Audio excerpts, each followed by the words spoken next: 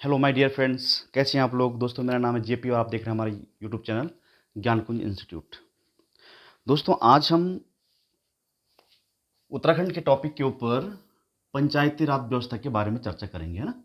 तो पंचायती पंचायती राज व्यवस्था हमारे जो उत्तराखंड में है वो किस प्रकार से है और कैसे कैसे ये बनी, ठीक है। इसके ऊपर आज हम चर्चा करने वाले हैं, ठीक है।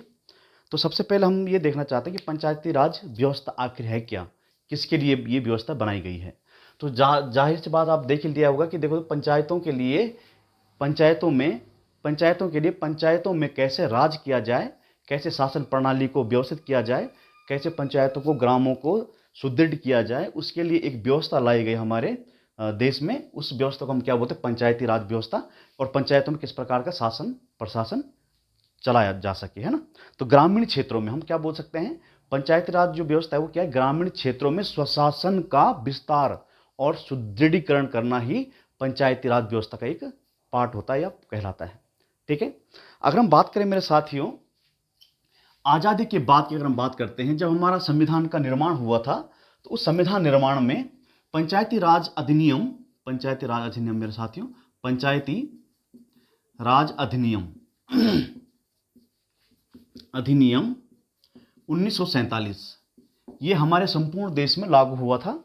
और कहा गया था कि जो हमारे जितने भी स्टेट हैं, जितने भी राज्य हैं, वो क्या करेंगे, अपने अपने राज्य में पंचायतों का गठन करेंगे, ठीक है। और ये उनको दिशा निर्देश दिए गए थे। और संविधान के आप जानते होंगे कि हमारे पास नीति निर्देशक तत्व है मेरे साथियों, नीति निर्देशक तत्व है, नीति निर्देशक तत्व जो हमारे पास है, इनमें अनुच्छेद 40 में कहा गया है कि राज्य सरकारें क्या करेंगी, ग्रामों में या ग्रामीण क्षेत्रों में क्या करेंगी, पंचायतों का गठन करेगी, ग्राम सभा बनाएगी और उन पर क्या कराएगी, चुनाव वगैरह करवाएगी और उनका गठन करवाएगी, ठीक है। तो ये बात कही गई है किसमें, अनुच्छेद 40 में। नीति निर्देशक तत्वों में एक अनुच्छेद आता है, अनुच्छेद 40, तो इसमें यह बात की गई थी। और संविधान का जो पंचायत राज अधिनियम है 1947 लगभग पूरे संपूर्ण देश में ये लागू हुआ था। हमें पता है मेरे साथियों कि हम लोग क्या थे, ब्रिटिश के गुलाम थे, अंग्रेजों के गुलाम थे।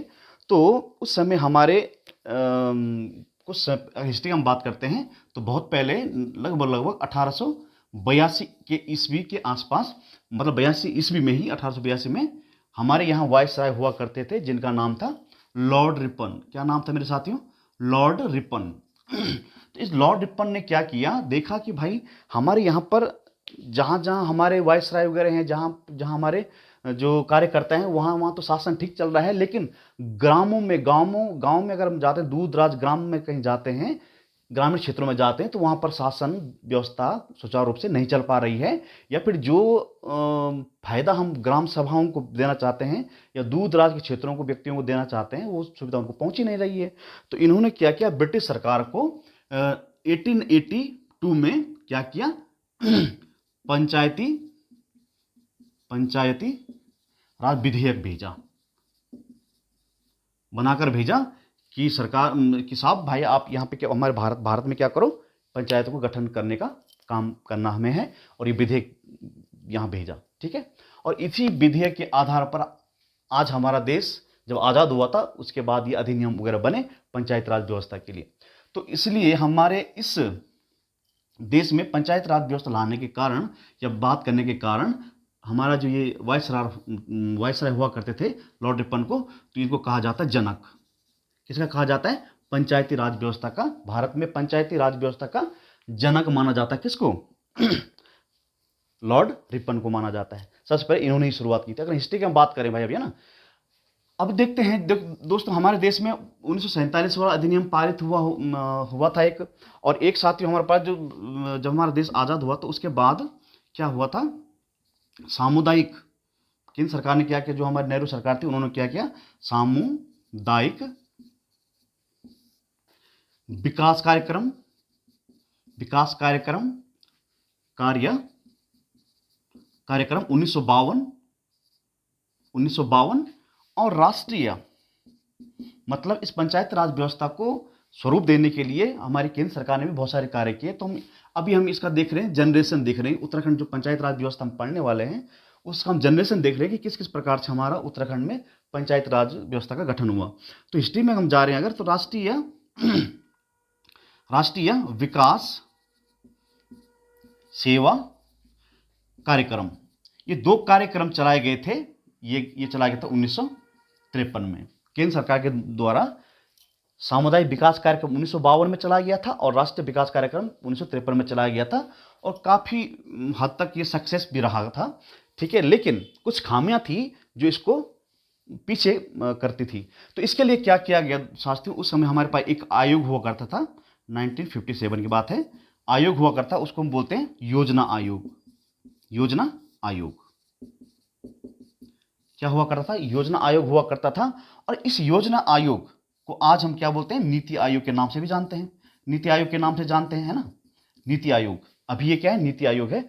तो इस योजना आयोग ने, नीति आयोग वर्तमान में, इसने क्या किया, इन दोनों समुदायों का, इन दोनों कार्यक्रमों का विश्लेषण करने के लिए इसको पढ़कर हमें यह बताना है कि भाई हम कैसे ग्राम स्तर पर पंचायत राज व्यवस्था का निर्माण करें।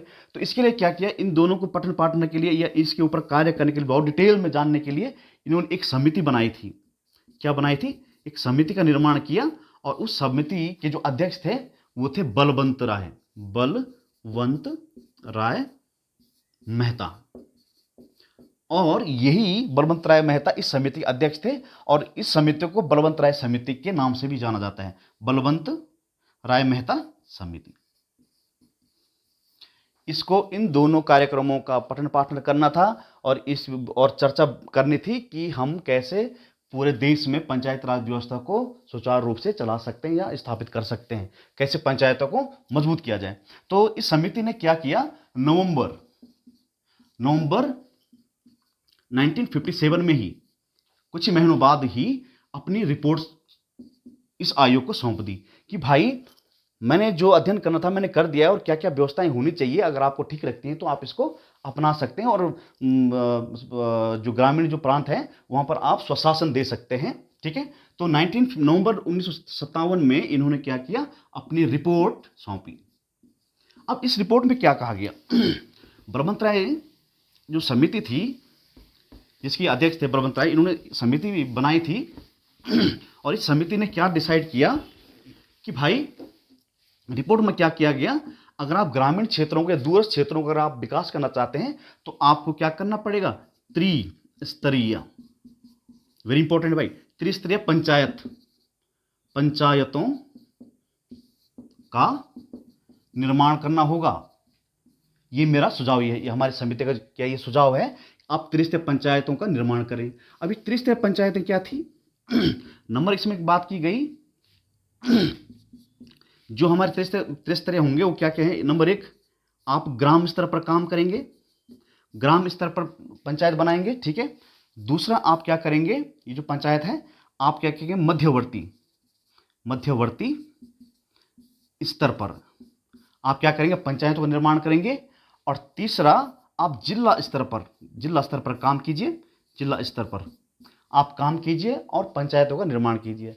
तो ग्राम स्तर पर इन्होंने बोला कि ग्राम पंचायत होनी चाहिए, ठीक है, जो ग्राम के विकास के लिए काम करेंगे, सुदृढ़ीकरण के लिए काम करेंगे, मजबूती के लिए काम करेंगे, और शासन प्रशासन हमारी सरकार को क्या करेंगी, सूचना देंगी कि यहां पर क्या क्या कार्य हो रहे हैं। और दूसरा ये बोला गया क्षेत्र पंचायत,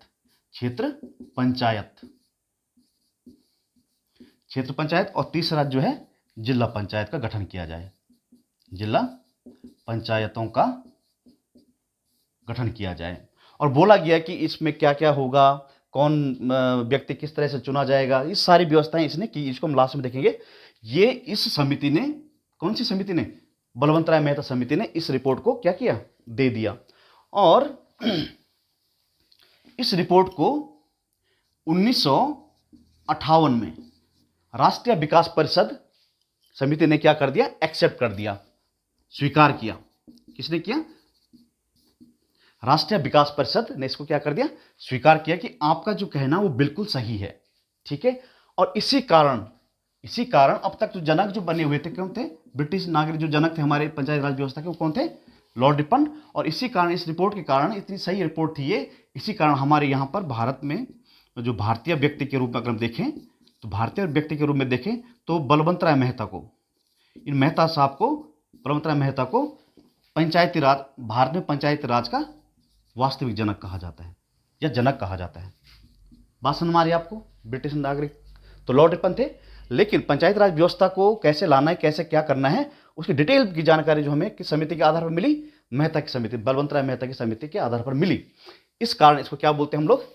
भारत का पंचायती राज जनक। ठीक है, ये तो समिति बन गई भाई। अब क्या होता है आगे देखो जरा।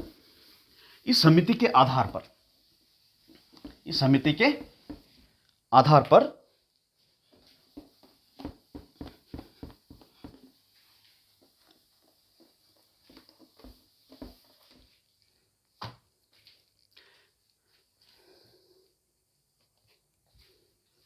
इस समिति के आधार पर देखो भाई, जब महात्मा गांधी थे तो महात्मा गांधी का स्वप्न था कि पंचायती राज व्यवस्था को क्या करना है? लागू करना है और देश के प्रत्येक व्यक्ति तक शासन प्रशासन पहुंचाना है। तो इस सपने को पूरा करने के लिए ही ये सब चीजें हो रही थी। वो इसीलिए बात जो अनुच्छेद 40 जो है ना, ये जोड़ा गया था कि सरकारें, राज्य सरकारें क्या करेंगी? पंचायतों का गठन करेंगी। तो इस महात्मा गांधी के जो स्वप्न था उसको पूरा करने के लिए पंडित जवाहरलाल नेहरू ने 2 अक्टूबर इस समिति के आधार पर, प्रबंध राय समिति के आधार पर 2 अक्टूबर 1959 में, ये डेट आप ध्यान रखना, 1959 में राजस्थान के नागौर जिले के बगधरी, ये ग्राम है, ग्राम में त्रिस्तरीय पंचायत का गठन किया या उद्घाटन किया। आ रही बात समझ में आपको? बलवंत राय मेहता समिति से प्रभावित होकर 2 अक्टूबर महात्मा गांधी जयंती है, 2 अक्टूबर 1959 को भारत की ये प्रथम है भाई, भारत की प्रथम देश की फर्स्ट त्रिस्तरीय पंचायत का उद्घाटन किया गया पंडित जवाहरलाल नेहरू के द्वारा। ठीक है, और इसी के आधार पर अन्य जगह जगह में क्या हुआ? पंचायतों का गठन किया जाने लगा। आ रही बात समझ में आपको? ठीक है, तो ये हो गया हमारे देश की बात। अब क्या है भाई, क्योंकि देश में पंचायती राज जो 1947 में आया हुआ था, और कोई राज्य अपना रहा है, कोई नहीं अपना रहा है, कोई कुछ कर रहा है, कोई कुछ कर रहा है। अब इसको अपनाना, इसको मजबूती देने के लिए क्या किया गया? संविधान बनाना पड़ेगा भाई, इसके लिए प्रॉपर संविधान बनाना पड़ेगा, कानून बनाना पड़ेगा। तो इसके लिए, इसको संवैधानिक दर्जा देने के लिए, ताकि प्रत्येक स्टेट क्या करे? इन ग्राम पंचायतों को या पंचायती राज व्यवस्था को अपने राज्य में अपना सके, उसके लिए कानून बनाना अति आवश्यक था। तो 24 अप्रैल, ये वेरी इंपॉर्टेंट डेट है मेरे साथियों, 24 अप्रैल 1994, 24 अप्रैल 1993 को क्या हुआ? पंचायती राज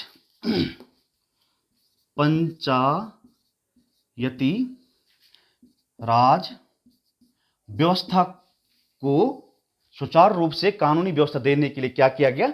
एक अमेंडमेंट किया गया, एक संविधान संशोधन किया गया। उसका क्रम था 73वां संविधान संशोधन।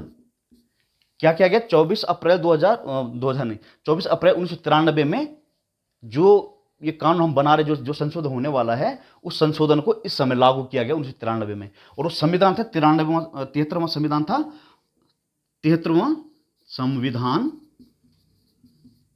संशोधन 1992। ठीक है, 73वां संविधान संशोधन था 1992 में, ये पारित हो गया था और इसको लागू किया गया पूरे देश, संपूर्ण देश में इसको लागू किया गया 24 अप्रैल 1993 को। और क्योंकि ये 24 अप्रैल 1993 को लागू किया गया था, इसलिए प्रतिवर्ष 24 अप्रैल को हमारे देश में क्या मनाया जाता है? पंचायती राज दिवस मनाया जाता है। क्या मनाया जाता है? पंचायती राज दिवस मनाने का टारगेट रखा गया। आ रही बात समझ में आपको? तो प्रत्येक हमारे देश में क्या 24 अप्रैल क्या मनाया जाता है? पंचायती राज व्यवस्था मनाई जाती है।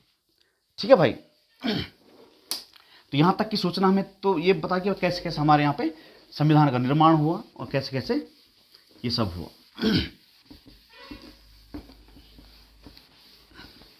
अब आते हैं हम लोग, अब उत्तराखंड के संविधान उसमें हम आने वाले हैं, क्योंकि दोस्तों हम जानते हैं कि हमारा राज्य का जो निर्माण हुआ था वो हुआ था 9 नवंबर 2000 को। और इससे पहले, इस डेट से, इस तिथि से पहले हम कहाँ पे थे? यूपी में थे। कहाँ पे थे? यूपी में। अर्थात कहने का अर्थ तात्पर्य ये है, अभी तक हमारे स्टेट में या हमारे पूरे उत्तर प्रदेश में उत्तर प्रदेश का ही पंचायत राज अधिनियम चल रहा था। तो उत्तर प्रदेश में जो पंचायत राज अधिनियम थे उनको यहाँ पर अपनाया गया। एक तो था यूपी में जो संविधान के अकॉर्डिंग जो पंचायत राज व्यवस्था चल रही थी वो क्या था? उत्तर प्रदेश पंचायती राज व्यवस्था अधिनियम 1947 चल रहा था, ठीक है। और एक चल रहा था यूपी, इसमें इन्होंने फिर अमेंडमेंट किया और दूसरा इन्होंने जो अमेंडमेंट करके जो बनाया वो बना उत्तर प्रदेश क्षेत्र पंचायत एवं जिला पंचायत अधिनियम, वो था 1961 में इन्होंने बनाया था।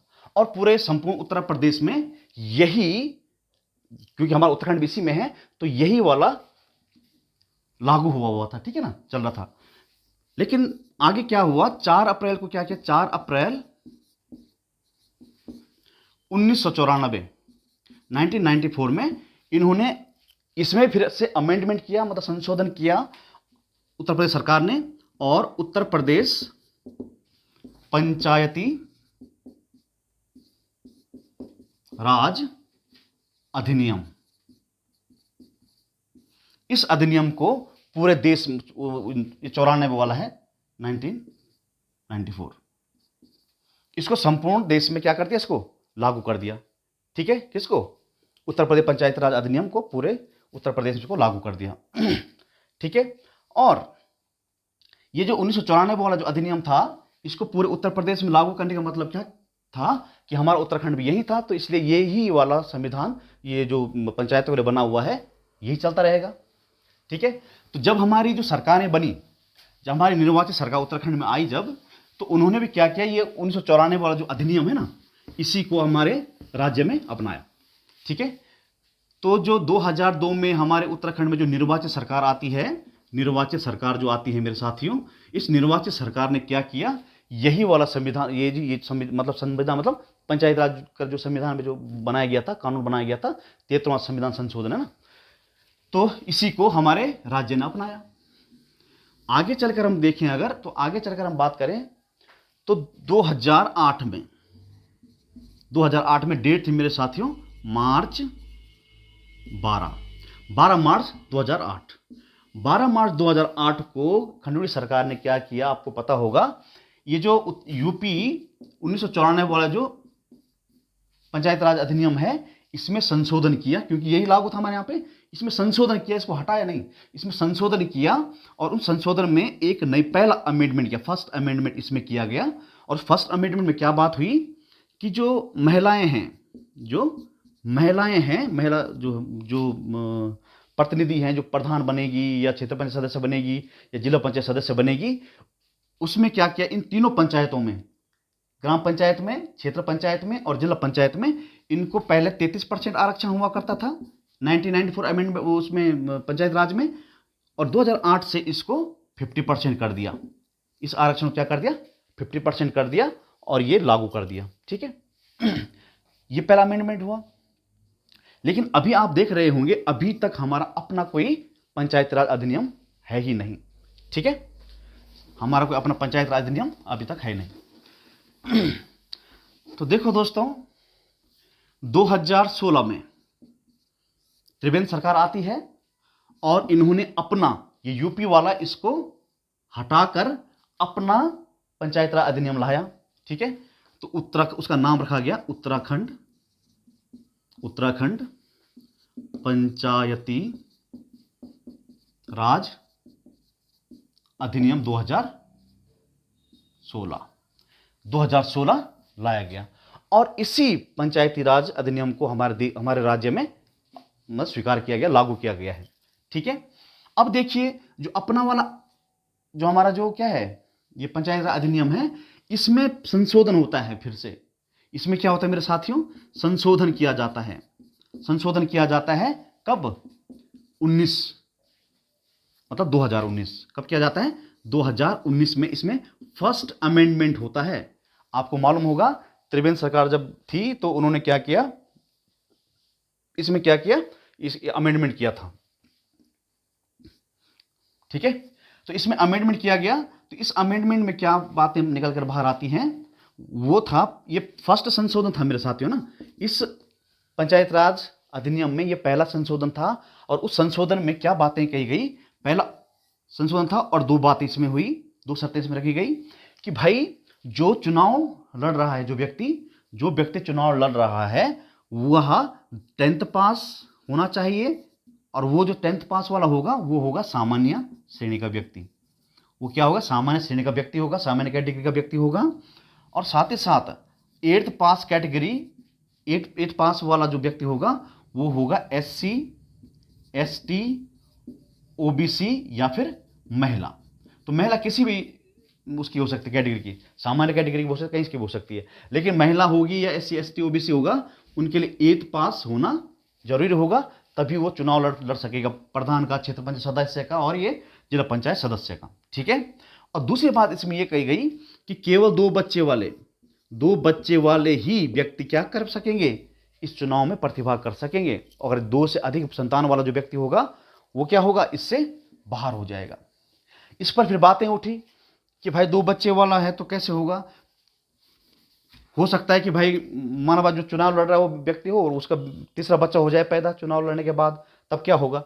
तो इसमें एक नियम रखा गया कि 2 बच्चे तो होने चाहिए, लेकिन लिमिट दी गई, ये जो हुआ तो मेरे साथियों 22 जुलाई जो अमेंडमेंट हुआ था 2019 को, 22 जुलाई 2019 को, तो कहा गया इस 22 जुलाई 2019 से लेकर, जब ये लागू हो गया है, से लेकर 300 दिन के भीतर यदि तीसरा बच्चा पैदा हो जाता है, 2 बच्चे उसके ऑलरेडी है तो चुनाव लड़ गया, लेकिन अगर 300 दिन के भीतर अगर कोई तीसरा बच्चा पैदा हो जाता है तो भी वह व्यक्ति इसके लिए मान्य होगा। लेकिन 300 दिन के बाद अगर वो बच्चा कोई पैदा होता है तो वो तीसरी संतान मानी जाएगी और वो कंपटीशन से बाहर हो जाएगा। मतलब तो ये क्या होगा, तो कहा गया 24 तारीख है, 24 जुलाई 2019 से लेकर 300 दिन तक। ठीक है, अगर कोई किसी व्यक्ति का तीसरा बच्चा पैदा हो जाता है तो वो मान्य है, कोई दिक्कत नहीं है, लेकिन अगले चुनाव में वो वैलिड नहीं होगा। मतलब तीसरा बच्चा जो इसका हुआ है इस 300 दिनों में, 2 तो पहले से वो एक तीसरा हो गया, लेकिन जो इसमें तो कार्यकाल में कर रहेगा वो, लेकिन अगले चुनाव में ये लड़ नहीं पाएगा क्योंकि ये 3 बच्चे हो चुके हैं। ठीक है, तो ये बात आपको ध्यान में रखनी है। तो ये फर्स्ट अमेंडमेंट किया गया और 2 बातें हुई, 10th पास, 8th पास और 2 बच्चे वाला नियम आया था 2019 में। कब आया था ये फर्स्ट अमेंडमेंट, 24 जुलाई 2019 में ये काम हुआ था। ठीक है, तो ये था दोस्तों हमारा कुछ इतिहास था। अब यहां पर जो त्रिस्तरीय पंचायतें हैं, जो व्यवस्था की गई हमारे उत्तराखंड में या पूरे देश में, अब उसके बारे में हम जानते हैं थोड़ा थोड़ा। देखिए इसको एक साल लिख देते हैं हम ना।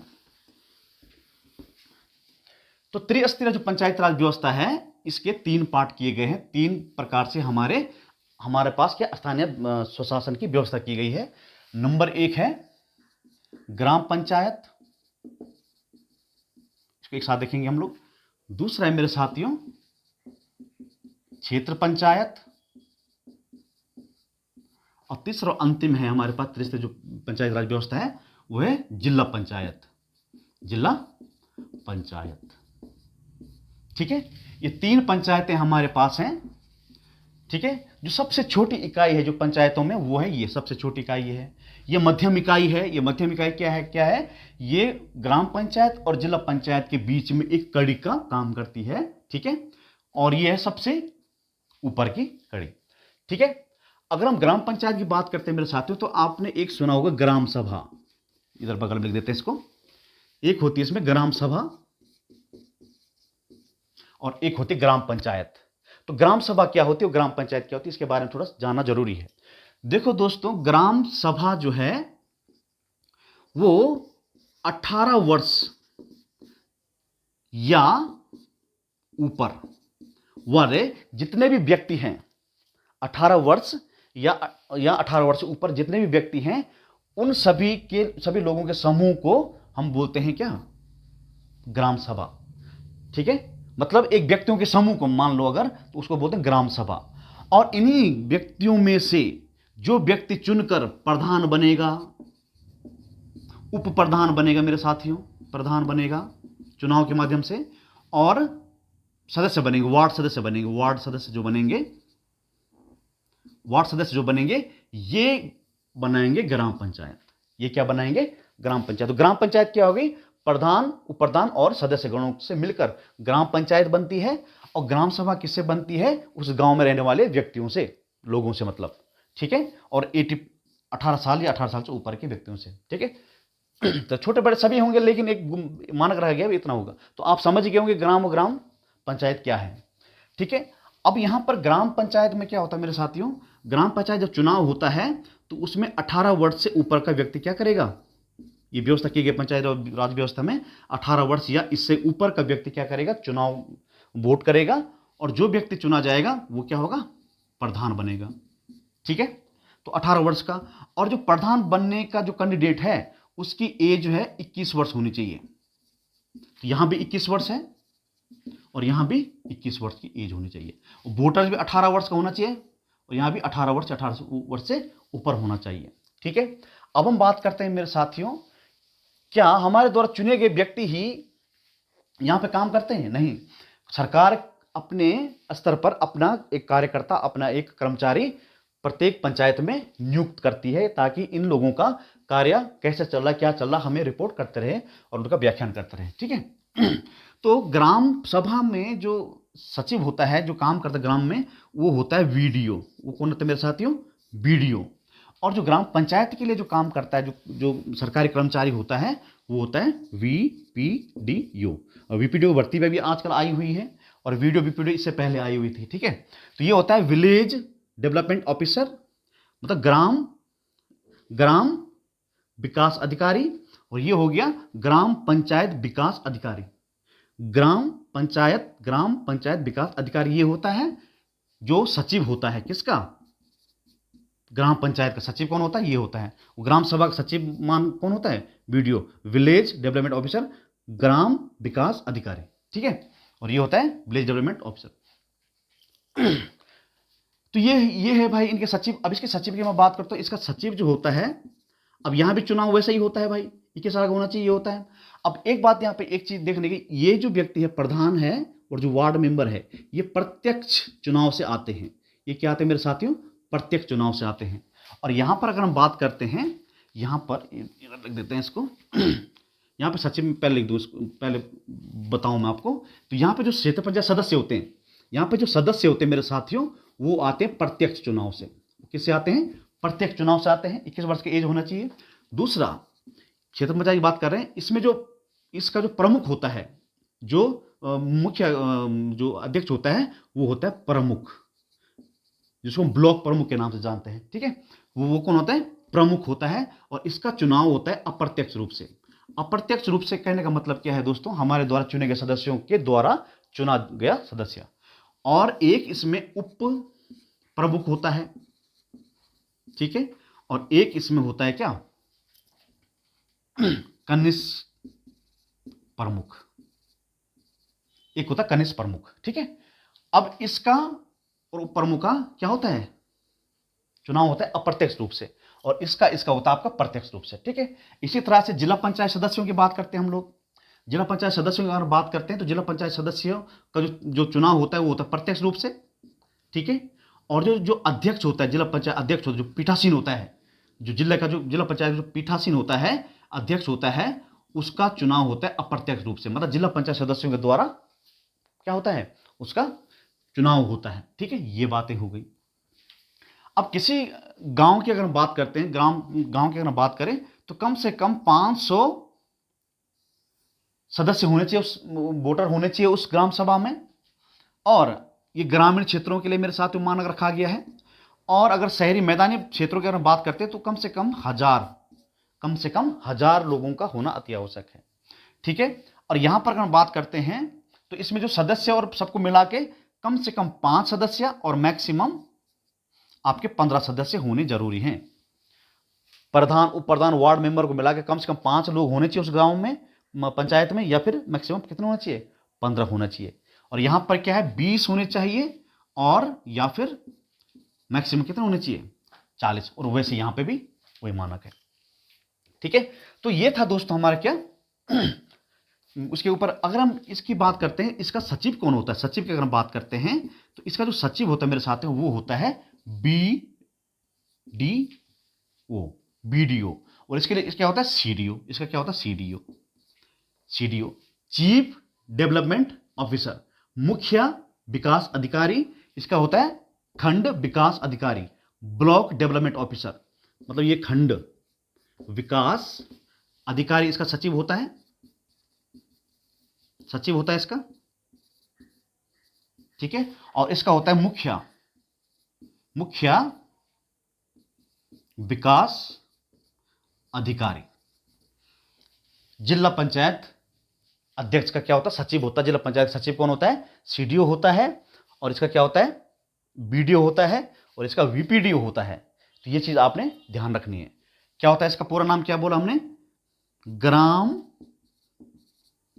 पंचायत विकास अधिकारी।